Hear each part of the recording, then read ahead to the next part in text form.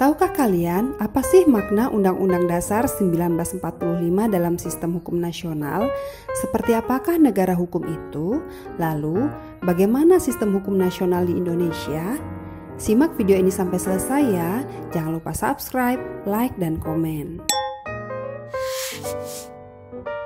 Yang pertama, kita akan membahas Indonesia sebagai negara hukum.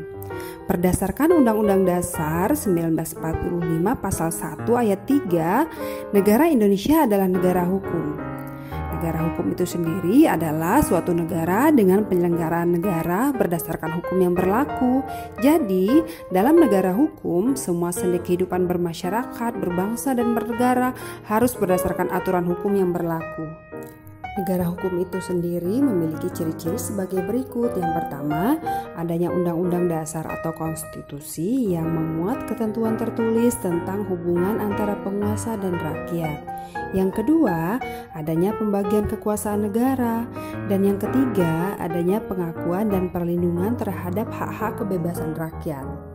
Benarkah negara Kesatuan Republik Indonesia memenuhi ciri-ciri tersebut? Mari kita simak. Yang pertama, adanya Undang-Undang Dasar atau Konstitusi. Nah, bagi bangsa Indonesia, UUD 1945 mempunyai kedudukan sebagai sumber hukum tertinggi, yaitu sumber dari segala kewenangan dan sumber dari segala badan kenegaraan.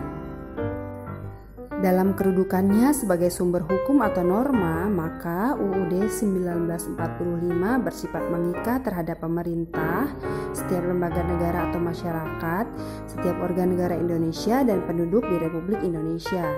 Yang kedua, berisi norma-norma sebagai dasar dan garis besar hukum dalam penyelenggaraan negara yang harus dilaksanakan dan ditaati oleh semua warga negara, pejabat pemerintah dari tingkat daerah sampai tingkat pusat.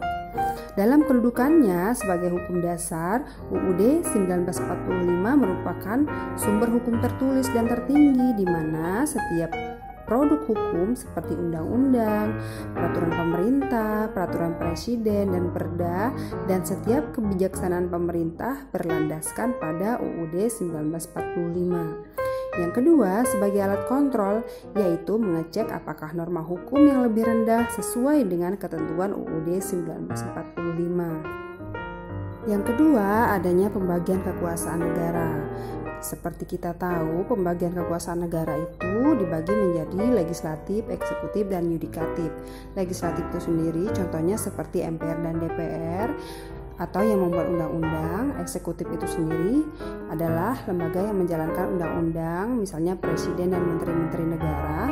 Kemudian yang ketiga adalah yudikatif, yaitu badan yang mengawasi jalannya undang-undang seperti MA dan MK. Lalu yang ketiga, adanya pengakuan dan perlindungan terhadap hak-hak kebebasan rakyat. Hal ini tertuang dalam pasal-pasal di dalam UUD 1945, contohnya ada di pasal 28, 29, dan lain sebagainya. Lalu seperti apa sih sistem hukum nasional di Indonesia itu sendiri? Sebagai negara hukum, maka di Indonesia dibangun sistem hukum nasional. Sistem hukum nasional itu adalah suatu tatanan hukum di negara NKRI yang menyangkut semua sendi kehidupan negara dan saling terkait satu sama lain. Hal itu dimulai sejak proklamasi kemerdekaan 17 Agustus 1945. Proklamasi kemerdekaan menjadikan hukum kolonial Belanda atau Jepang tidak lagi berlaku karena digantikan dengan hukum nasional Indonesia. Dalam sistem hukum nasional, aturan hukum tersusun secara terstruktur dan hierarkis atau bertingkat. Susunan hierarkis aturan hukum dalam sistem hukum nasional terdiri atas dua jenis secara bertingkat. Yang pertama, yaitu peraturan dasar atau hukum dasar. Apa sih yang dimaksud peraturan dasar atau hukum dasar itu? Yaitu peraturan yang berisi norma-norma dasar dalam penyelenggaraan negara sehingga mempunyai kedudukan tertinggi sebagai konstitusi negara. Konstitusi atau undang-undang dasar adalah kelompok ketentuan yang mengatur organisasi negara dan susunan pemerintahan negara.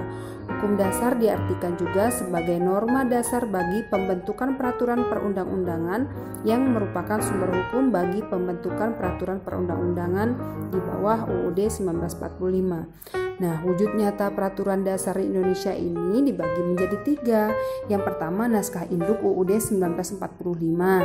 Yang kedua, naskah perubahan UUD 1945. Dan yang ketiga, naskah pelengkap yang berupa piagam dasar, misalnya Piagam Hak Asasi Manusia.